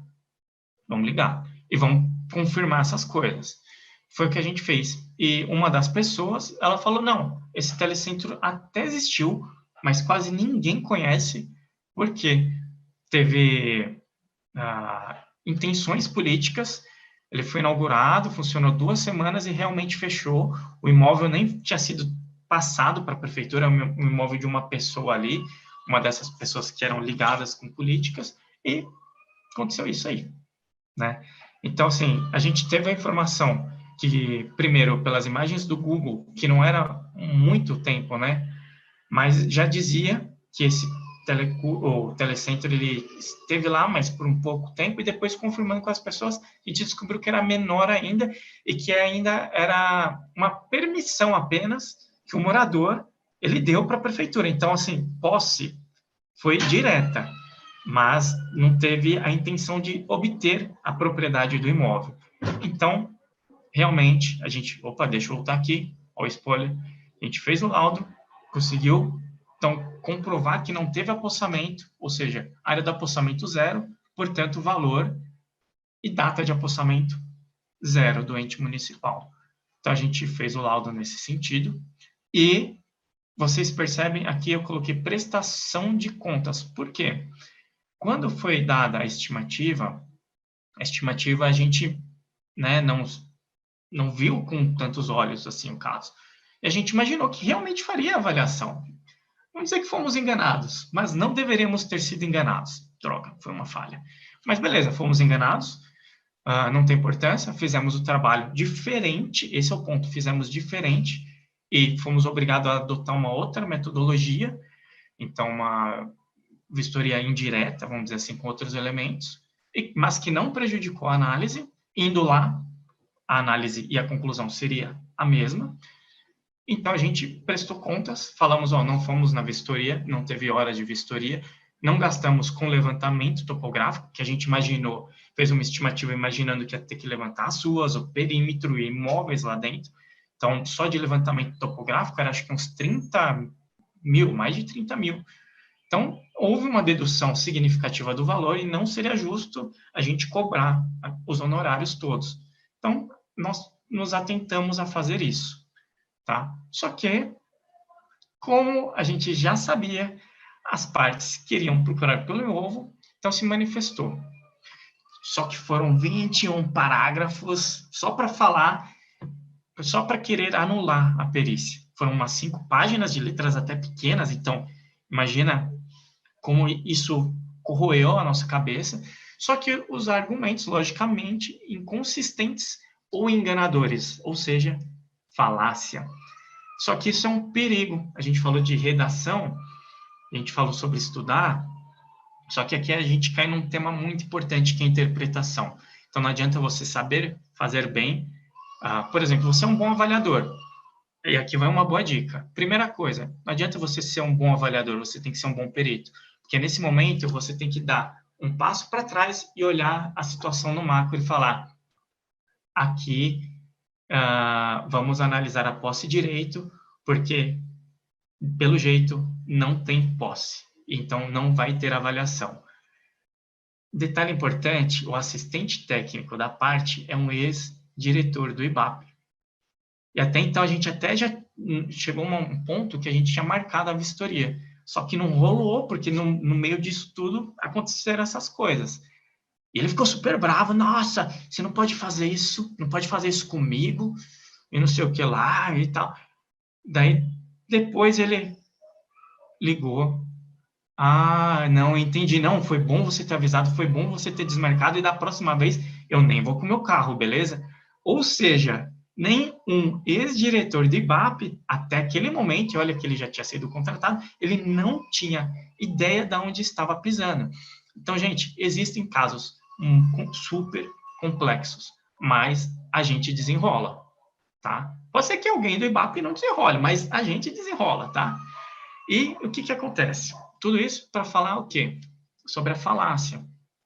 Então, a parte de interpretar é muito importante. Não adianta ser bom no que faz, se você não dá um passo para trás, se você não escrever um bom laudo e se você não interpretar as informações. Nisso daqui, esses 21 parágrafos, eles distribuíam o tema de forma aleatória, em várias partes. Então, assim, para você ler, estava complicado, para você interpretar, estava complicado, e muitas vezes foi até ofensivo. Então, chegou um momento que você fala: nossa, meu, eu vou xingar esse cara. Mas, gente, isso é um jogo para você cair na mesma, né, para você cair no jogo dele, e você começar a responder parágrafo por parágrafo, até às vezes com raiva, porque ele te ofendeu, mas não entre no jogo. Ordene, pelo menos por tópicos, pense sobre o que está falando e faça um esclarecimento super clean, tá? Ponto a ponto, objetivo. Fala de um assunto só num parágrafo ou outro, traz poucos parágrafos, mas esgota os principais pontos disso daí, os principais pontos dele, sei lá, impugnar ou dar nulidade para o laudo, ok? E foi o que a gente fez. Então, a gente resumiu toda a manifestação dele só com 7 parágrafos, só que com letras grandes, deram 3 páginas. Então, imagina, a gente foi bem objetivo. Eu não vou reproduzir, só o finalzinho, para falar que, com todo o respeito, de novo, adoro essa palavra, né? Tem que estar no dicionário de vocês. Com todo o respeito, não houve prejuízo à ampla defesa, é o contraditório, uma vez que os artigos 474, 466 e 473, principalmente o inciso 3 desse 473 do CPC, foram totalmente atendidos. Inclusive, o assistente técnico já teve conhecimento do laudo, conforme a manifestação deles, e pode ofertar o seu parecer, porque eles queriam prazo para ofertar o parecer. Bom, enfim, ainda assim, como de costume, estarei à disposição para esclarecer qualquer ponto de divergência e para comparecer em eventual audiência de instrução e julgamento, conforme artigo 477 do CPC.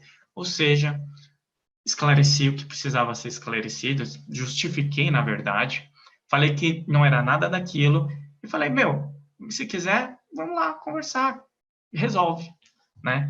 Então, gente, nada melhor do que ser direto. E a situação aqui, como esse é um caso recente, estamos aguardando e, sei lá, vamos Futuramente eu vou falar disso no YouTube, provavelmente, então por isso que é muito importante se inscrever no meu canal, ok? Então, só para fechar aqui, ilustrando, isso daqui lá é o prédio, né, ali do Tribunal de Justiça, o prédio principal ali pertinho do Marco Zero, aqui de São Paulo, na Sé. Foi muito legal, eu já estava há muito tempo já habilitado no fórum, mas nunca tinha ido lá. Tem um valor histórico bem legal, é importante. Então, quem puder pode visitar lá. Não se esqueça de se inscrever no meu canal. E é isso aí. Muito obrigado. Que esse é um pouquinho mais curto, para dar tempo também da gente conversar mais. E espero que vocês tenham gostado. Tem muita pergunta aí? Alguém quer acrescentar alguma coisa? Fale agora. Muito bom. Você comentou aí desse caso que teve o ex-diretor do IBAP, né?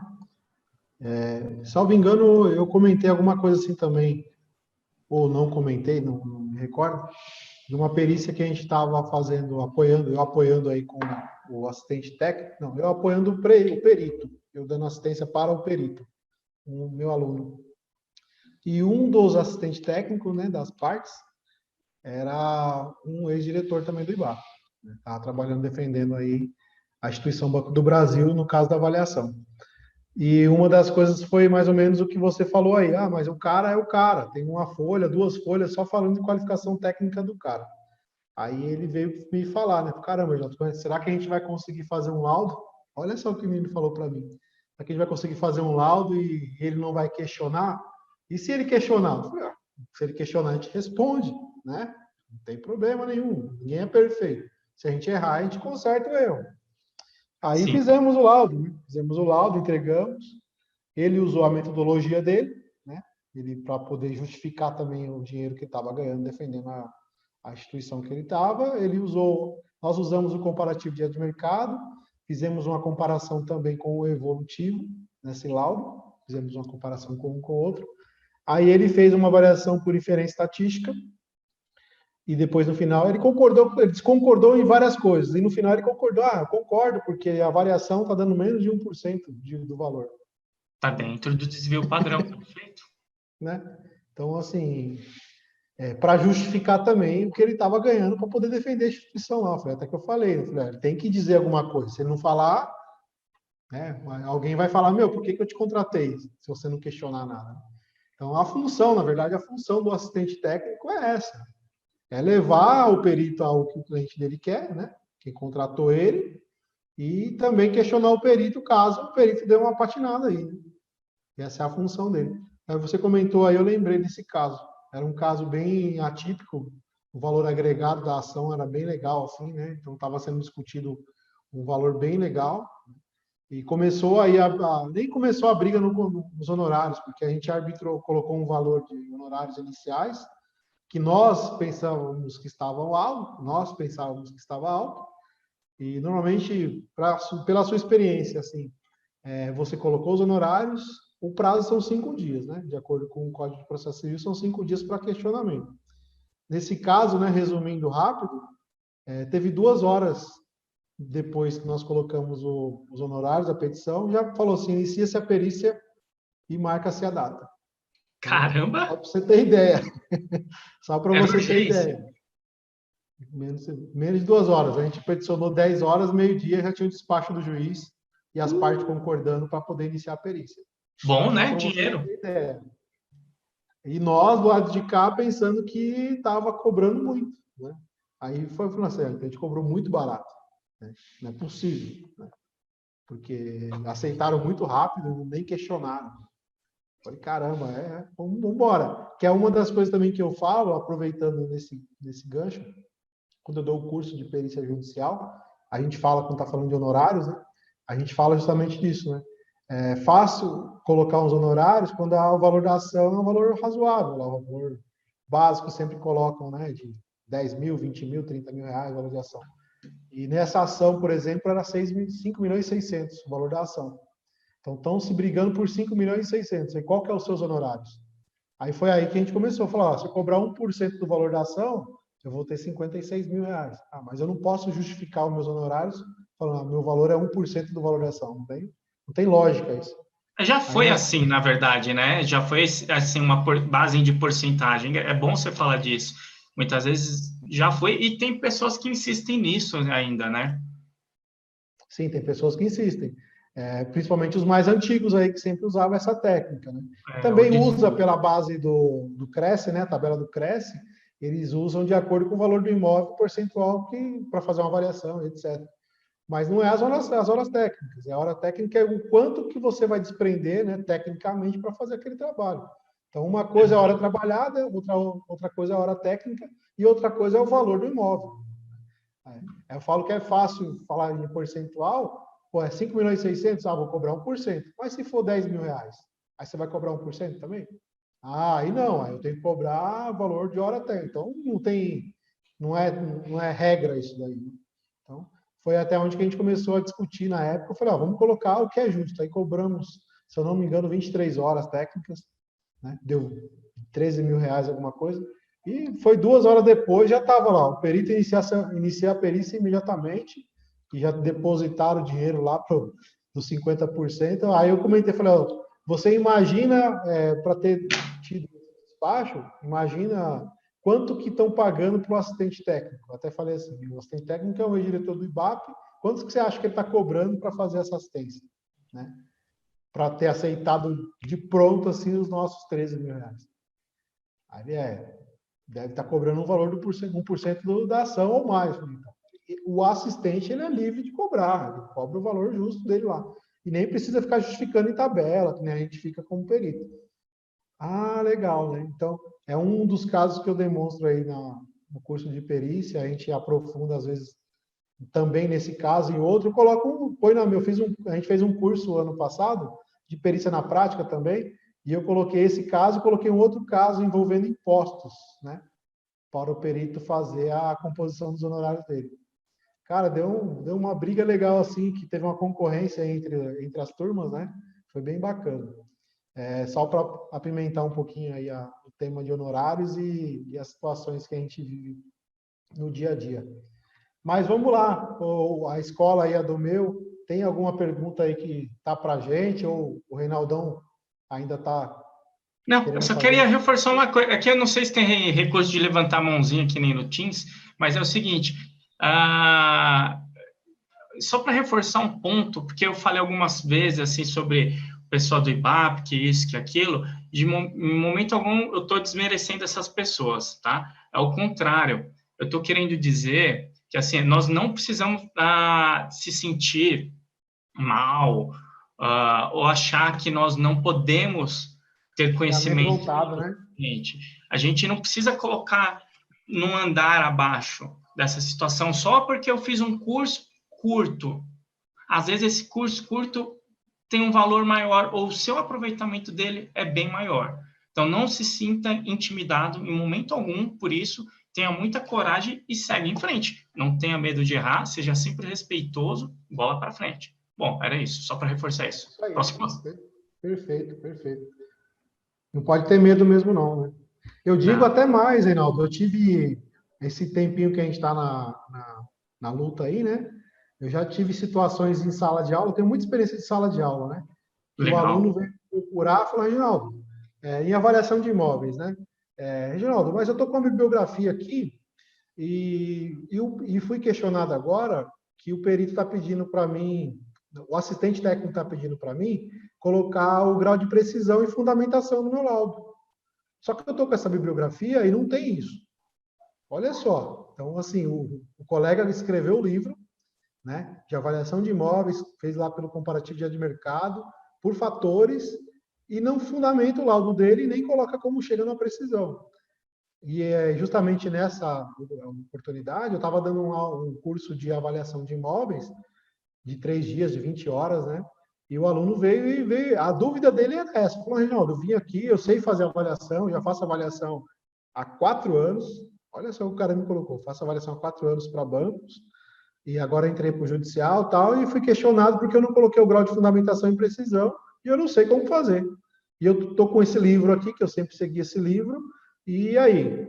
Falei, cara, você veio no dia certo. Estou explicando fatores e a gente vai fazer o grau de fundamentação, de acordo com a tabela, tal, o grau de precisão, etc. Né? Vamos saber de onde puxa isso aí. Vamos ver o que estão te questionando, a depreciação que estão te questionando, porque tem várias formas de depreciar, né? Qual que é o método que usou, se é Rosa IDEC ou não é, se é de linha reta, se é de kit, que seja, tem vários, depende do que depende do que o avaliador, né, usou ali de critério. Né? Aí é uma das situações, né? Às vezes a gente fala, pô, mas foi questionado, ou quem está do outro lado, a gente tem medo de encarar. Não. Para quem está chegando aí, para quem já está, não fique com medo, não. Vai para cima, né? E a gente nunca sabe de tudo, né? Eu estou questionando, estou falando aqui de um livro, até o cara escreveu um livro, e assim, a gente às vezes pega a referência bibliográfica, e nessa própria referência não falava para onde ele ia. Aí onde ele achou, né? Não que eu sei de tudo, jamais. Eu só estudei um pouquinho mais. A gente sabe onde achar a informação. Estava passando essa informação lá no curso. Então, uma coisa que nós, para quem está no âmbito da perícia, vou falar qual que é o grau de precisão e fundamentação. O final da avaliação. Isso já é automático isso. E justamente não tinha, nem sabia como chegar. Falei, meu Deus do céu. Tomar cuidado, né? Até você comentou também de norma, de estudos, né? Da Cajufa, do IBAP, tem uma briga aí, uma controvérsia de um para o outro, qual que eu uso, qual que eu não uso. Né? Eu uso uma referência de um trabalho apresentado no congresso, ou não uso, e etc. Tem várias situações, né? Quem estava aí também na live passada viu um ponto rapidinho, bem importante sobre isso que eu falei. Logo no começo eu falei sobre algumas referências, mas eu falei assim, ó, dica ouro do grande jogo é o seguinte, vai atrás da fonte primária. Então, se tem um livro, né, sei lá, você pega o livro azul de avaliações lá do IBAP, beleza, do IBAP e tal, ou de qualquer outro autor. Mas de onde o cara tirou isso? Vai lá, referência bibliográfica. Cara, é a melhor coisa, porque aqui tem um monte de opinião, tá? Interpretação, tem muita coisa importante, mas vai que falhou. Nesse caso, né, falhou, né, no caso que você falou. Então, vai atrás da fonte primária, que é o segredo do sucesso. Ainda bem que ele tinha seu contato. Esse network é muito importante, mas a gente fala sobre isso depois. Ainda tem muito tempo para falar. A gente, pelo menos, vai dar 1h30 de live. Tem uma pergunta aqui, Reinaldo, que até o Sérgio falou, boa noite, parabéns, Reinaldo, muito boa a sua explanação. Eu gostaria de saber sobre ortoga onerosa. Se possível, agradeço a todos pela troca de experiência. Quer comentar um pouco? Sim, boa noite. Quem que é, Sérgio? É o Sérgio. Tá certo. Boa noite, Sérgio. Obrigado. Eu tento trazer a experiência. Outorga onerosa já é questão de construção, é direito de construir. Então, eu não gosto muito de falar isso, que a gente está dentro da parte de regularização de construção, e eu gosto, mas tem um estudo bem delicado aí, geralmente as pessoas não gostam do resultado, mas se quiser me contrata. Mas é o seguinte, existe uma questão que no zoneamento, tá, ele disciplina o uso do solo. Então, ele separa, divide o município lá por zonas, regiões, tá? Aqui em São Paulo, né, tem várias.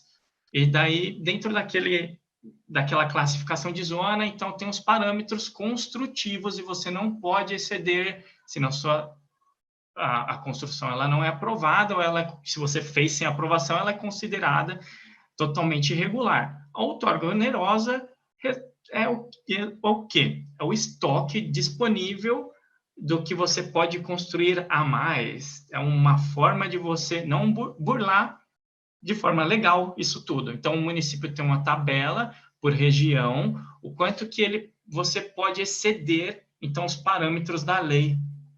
Cara, é estranho, né, falar isso, né? O próprio município, ele te dá os parâmetros, mas ele fala, não, mas você pode, se você pagar mais um pouquinho. Esse um pouquinho, muitas vezes, é muito. Então, esse estudo você faz ainda na parte do projeto, porque isso pode inviabilizar o seu negócio, né? E o que acontece? Se não tiver estoque, o normal é não poder. Só que tem muitas regiões que não tem estoque, mas eles estão liberando, então a coisa funciona assim de uma forma meio sinistrona. sobre o outorga onerosa. Não sei, deixa eu ver. Responde a pergunta? Tá bom? Fui direto? Foi. Quer comentar, Reginaldo? Não, tranquilo. A outorga onerosa é questão tributada mesmo, né? Tem muito. Ano passado, esse ano ainda está em vigor, né? A anistia de São Paulo de regularização de imóveis. Aí estávamos trabalhando bastante em cima disso daí também. Só que quando vinha a outorga, do que a pessoa tinha que pagar para regularizar o imóvel, ficava 100% inviável, né? Então, a gente até parou, às vezes, de cobrar para fazer a regularização. A gente falou, vamos começar a cobrar o estudo, né? Fazer o estudo de viabilidade e mostrar para o cliente. Falou, você vai gastar... Teve casos que, assim, você vai gastar 140 mil reais de imposto para poder regularizar. O imóvel vale 300 mil. Falei, meu, você vai vender o imóvel? A gente até pergunta, você vai vender o imóvel? Não, só quero deixar ele regular. Falei, cara, então, se você não tem intenção de venda, você vai gastar 50% a mais para dizer que a prefeitura que seu imóvel está regular e a partir do ano que vem você vai pagar imposto de novo, até maior, agora maior do que você já paga hoje. Então, o ônus é bem maior. Então, quando se tinha a intenção de vender, né, aí falaram, melhor regularizar, que aí eu vou ter a documentação em dia, vai dar financiamento, etc. Aí até optaria para a questão da regularização. Então, a pergunta da outorga é interessantíssima, né? Tem que pegar a lei de zoneamento, a lei da anistia mesmo que teve em São Paulo, que ela fala bastante disso. Ela te dá algumas formas lá, né? De como você calcular esse imposto que vai ser pago, etc. Então, não veio... Tá dentro e não está dentro do assunto que a gente está falando, mas perguntou, né? Eu costumo dizer que pergunta a gente tem que responder. Se fosse para fazer pergunta e eu levar para casa para responder depois, não faria pergunta. Mas é isso aí. Acho que não... Respondido. Acho que está respondido. Não, legal. Gente, deu 1h30 de live, eu preciso terminar aqui, mas eu tenho uma pergunta super rica, que eu queria até o comentário dos dois. Seria, primeiro para o Reinaldo, qual a melhor dica que você dá para melhorar cada vez mais as perícias que eu faço? Ok, foi o que eu disse, né? Mas lá na primeira talvez não tivesse, ou não fosse bem o ponto, mas legal a pergunta também. Mas é o que eu falei: estuda, faz e refaz, volta para o ciclo, entendeu? Não tem assim, sou bom, tá? Eu não posso agora me considerar bom ou falar assim, em 10 anos eu vou ficar, tipo, perfect, né? Não tem isso, a gente tem que sempre ter acho que a dúvida ou a curiosidade, uma motivação para sempre procurar equipamentos diferentes, procurar métodos diferentes, procurar alternativas. Só que a dica ouro, eu já falei, fonte primária, tá? Outra dica que eu também falei aqui hoje, não importa se você é bom ou não, escreva bem. Então, técnicas de redação forense vai bombar de baixar lá do site do TJSP. Outra questão, não adianta também você ser bom de escrever, interprete direito e fuja das falácias de uma forma com paz, da melhor forma possível, não vai rebater, não vai... Né, pega aquele negócio lá que ele te insultou, engole seco e bola para frente, meu amigo. E uma das que eu considero chave, não adianta tudo isso também se você, num certo ponto, você não olhar um pouco mais longe, né? Você como perito, você está acostumado a, tipo, dar uns 2 passos para frente para olhar a situação ali, né? Pega uma lupa e tal. Só que, por exemplo, se a gente não fizesse isso, até o ex-presidente do IBAP, no caso que a gente apresentou, foi conduzido a um erro. Então, a gente tem que dar, às vezes, uns 5 passos para trás, pelo menos um, para tentar enxergar uma situação no macro, tá? Porque isso... eu acho que eu falo isso, eu insisto nisso, porque isso daqui é a causa das maiores falhas que eu já vi dos principais peritos. Então, se quem está começando também não tiver essa observância, não é legal. Então, é legal que tenha essa observância logo de começo. É bem legal. Respondeu? Respondeu. Reginaldo? É isso aí mesmo. Sempre olhar para frente, né? Tem uma frase assim, sempre em frente, sempre em frente, sempre em frente. A melhor forma de você saber que você está entregando um bom trabalho é estudá-lo, né? Normalmente eu entrego para colegas aí, ó, dá uma lida aí, ou quem está junto comigo, dá uma lida, vê o que você entende, né? Se ele entendeu mais ou menos o que eu quero dizer, isso aí é show de bola. Vamos embora, vamos para frente. Não, legal, legal. Tá Acho que perguntando aí, Lucas. O pessoal tá a milhão aí, meu. 1 hora e meia de live, passou muito rápido. Tem uma pergunta aqui, né? Acho que teve um momento da live que você, Reinaldo, comentou da questão do conflito, que muitas pessoas, que de fato você precisa ter essa inteligência de fugir desse conflito. Mas a pergunta eu não entendi muito bem, mas você acha que se for assim, os profissionais vão preferir ficar em casa e alegar que a perícia pode ter conflito? A pergunta meio eu não entendi muito, Eu entendi. mas... Assim, correr o risco, corre, porque assim, isso eu entendi que esse comportamento vai dar boa fé, ou não.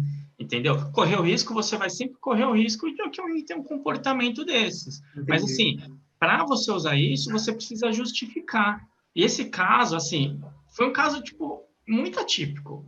Né? Você vê pela reação do ex-presidente do IBAP. Você vê que e a gente buscou referências na internet, assim, não para isso, mas para lidar com o caso.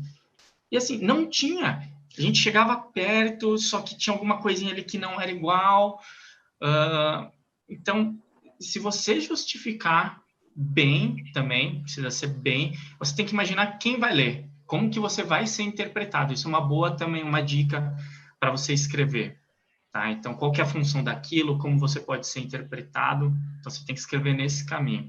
Então, precisa de justificativa e tem que ser bem escrito, porque você não vai falar, não, eu tô com medinho, né? Não é medinho, gente, é iminente. Não, só para detalhe aqui, eu cheguei a entrar em contato com as pessoas, eu cheguei a entrar em contato, fizeram reunião lá no local, todo mundo quase autorizou, só que chegou, pediu autorização para entrar no local, né? Você tem que ir pelo bem, né? Conflito eu não queria. Eu sou da cultura de paz, eu não quero conflito. Eu nunca, né, nas vistorias que eu fiz, eu tive conflito com ninguém. Nunca me pediram para sair do imóvel, nunca precisei de força policial. E, acho que a maioria dos meus amigos já tiveram situações. Isso depende muito de como você conversa, enfim, de muitas coisas, da sua postura mesmo. Então, eu sou da cultura de paz e eu evito isso ao máximo. Então, mas enfim, daí essa reunião não foi produtiva, porque chegou um cara lá que acho que era muito influente, que falava que entendia do negócio, e ele convenceu todos os restos que estavam acima e abaixo que não seria legal. Então, para não ser prejudicado e para não prejudicar ninguém, preservando a cultura de paz, eu fiz isso. Mas, assim, foi um caso totalmente extremo, né? Eu entendo que ele seja extremo, né? Não sei amanhã como que eu posso interpretar isso, que se eu poderia ter forçado. O problema é, eu poderia ter aceitado, mesmo com risco de conflito, a força policial poderia. Só que, para quantos anos seria essa visita? Eu não posso falar que seria em 2 semanas a gente entregar o laudo em 1 mês. Com certeza não. Não sei a experiência aí do Reginaldo, se ele pode dizer, mas olha... mas, enfim, só para responder, só para fechar, eu acho que as pessoas podem usar má fé, sim, tá? Mas eu acho que o juiz também ele está bem atento, tá? Não é só pedir, má fé existe, mas o juiz ele está atento, as partes elas podem pedir, contestar, pedir para anular, o jogo está aberto, né? Quem tiver o melhor argumento, provas, ganha, vamos dizer. Então é isso. Renato, quer comentar alguma coisa? Não, é isso aí mesmo, né? É isso aí mesmo. Eu acredito que a pergunta também foi meio voltada porque a gente está falando de desapropriação, né? E quando você vai desapropriar alguém, alguém vai ser lesado, alguém vai se sentir magoado aí. E talvez seja por isso que fizeram essa pergunta.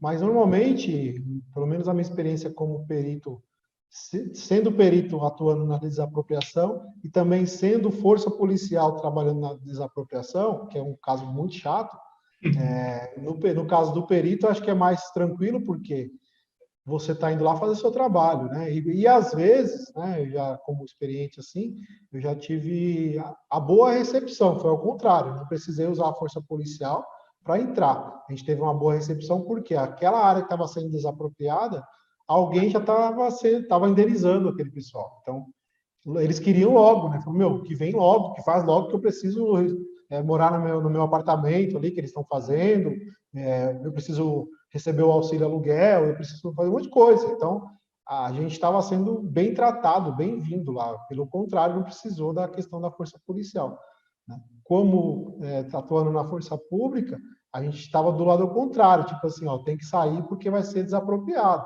né? Então, estava zelando pela segurança do perito e dos demais que estavam lá. Então, eu já vivenciei as duas situações, mas como perito, como eu disse, eu acho que é mais tranquilo, porque normalmente quem está sendo desapropriado, ele está indo para algum lugar. Lógico que nem todo mundo está querendo sair de onde está, né? Porque às vezes é onde a pessoa realmente, né, consegue estar, né? E às vezes não. Acho que é isso, Lucas. Se tiver mais alguma aí, manda ver. Manda ver que a gente está com vontade de responder. Vou abrir mais para uma última pergunta da Maristela Silva, ela acabou de fazer.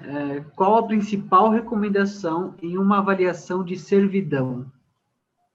Muito boa pergunta. Reinaldo?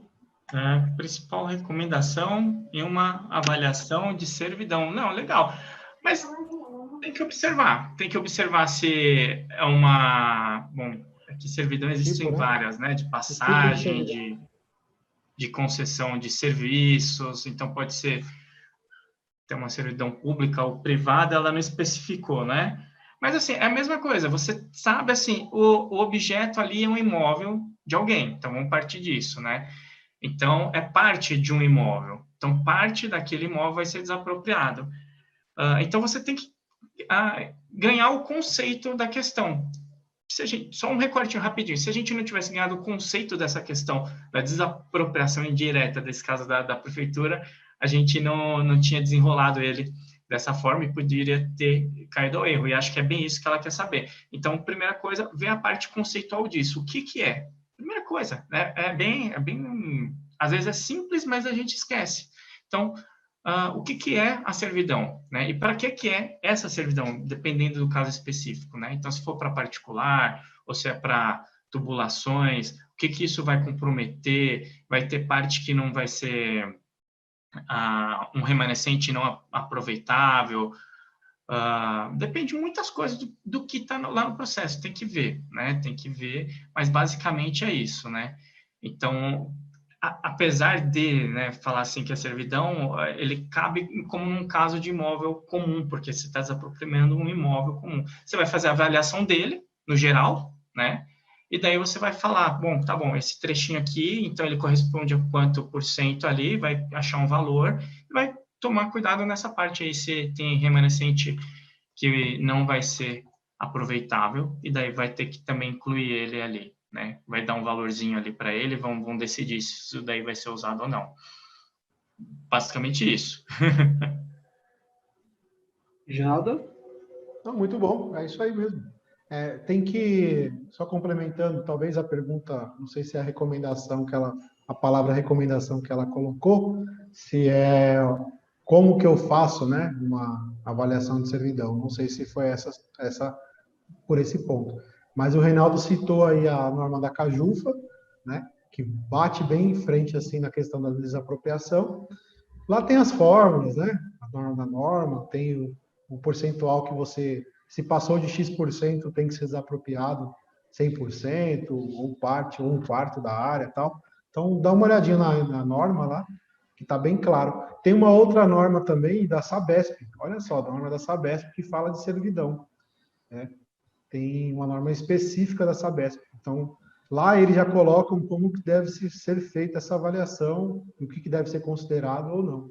Tá? Da Enel, eu não me recordo, né, da questão da servidão aérea, mas essa também que eu nunca trabalhei. Já não tive nenhum caso ainda envolvendo servidão aérea. Mas aí, desses dois outros casos, área encravada, principalmente, às vezes você tem uma área de terreno encravado.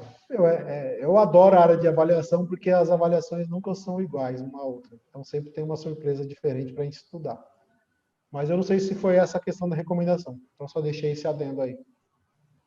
É legal, É assim, isso.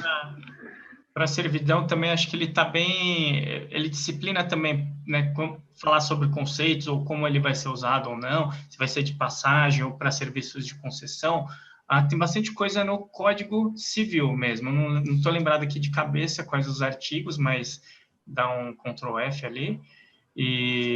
Mas é bem interessante. O Reginaldo me lembrou aqui, né, uma parte encravada, né? Geralmente é isso, mas a servidão, né, de passagem que vai, porque tem uma área encravada ali, ele pode... Ixi, eu esqueci aqui ele pode ser temporário também, ele pode mudar de lugar, ou ele pode ser permanente. Então, tem que ver qual que é a intenção também, para ver até onde cabe uma indenização, um valor de aluguel, um nada, né? Então, vá para o conceito, pegue as informações que tem, dá aquele passo para trás que eu falei e pode seguir em frente. E se tiver dúvida, consulta o Reginaldo. E o Reinaldo também. Ó, pegando o gancho desses dois feras aí, aqui no link, aqui embaixo, na descrição, tá tanto tanto o canal do YouTube do Reinaldo, o perfil do professor Reginaldo também. E eu queria agradecer o tempo não só de vocês, mas o tempo de quem está nos assistindo, quem nos assistiu, quem futuramente vai nos assistir. Antes de, né, encerrar a live de hoje, eu queria abrir um espaço bem rápido para vocês darem falar uma última palavra, algumas considerações finais. Começando, o professor Reginaldo, quer falar alguma coisa? Opa, com certeza. Eu falo muito já, né? Então vamos falar mais um pouco. Então, assim, a palavra é agradecer, né? Gratidão mesmo por estar abrindo essa porta aí para a gente estar falando um pouco do que a gente gosta de falar, né? E quando a gente fala do que gosta, a gente se diverte, né? Não é obrigação e nem dificuldade, a gente se diverte.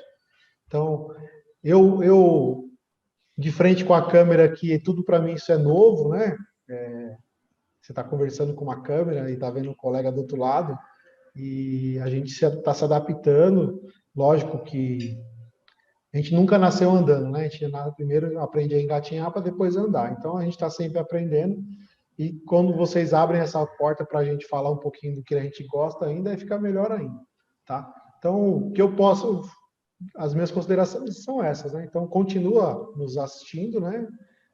Pelo canal do YouTube, pelo Instagram, acompanhando a gente pelo Instagram, acompanhando a escola aí, que está com bastante conteúdo também. E quem já foi meu aluno, continue sendo meu aluno, né? Porque eu tenho algumas matérias. Eu tenho um aluno que já fez todos os meus cursos. Caramba! Tem aluno que já fez todos os meus cursos. Eu falo assim, nossa, vocês gostam de mim mesmo, né? Porque eu ouvi eu falar, tem cursos que são 20 horas, cara, me ouve sexta, sábado, domingo. Aí depois tem outro curso sexta, sábado. Fala, caramba, você gosta de ouvir eu falar mesmo, né? Então a gente fica super contente, porque acreditam no que a gente fala. Isso aí e maior a gratidão ainda, quando a gente fala e a pessoa acredita no que a gente fala e dá certo. Aí, falou, João, me ligou, mandou uma mensagem, falou, cara, obrigado mesmo, você falou lá, deu muito certo, mudou a minha trajetória. Nossa, aí vale muito mais do que qualquer coisa. E quando vocês abrem essa porta para a gente da internet, né, da rede social, para a gente atingir um número muito maior do que uma sala de aula com 20 pessoas, isso é gratificante demais. Então, eu só tenho a agradecer. Só tenho a agradecer pela oportunidade mesmo. Reinaldão é o cara. Opa, vamos lá. Agradeço aí também, agradeço a participação de vocês, agradeço o convite do meu amigo Reginaldo, do meu novo amigo Lucas, da Rosângela aí, da equipe da Escola do Meu.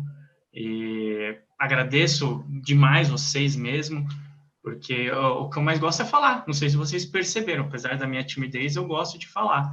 E é isso aí. Então, se você curtiu, depois dá um like.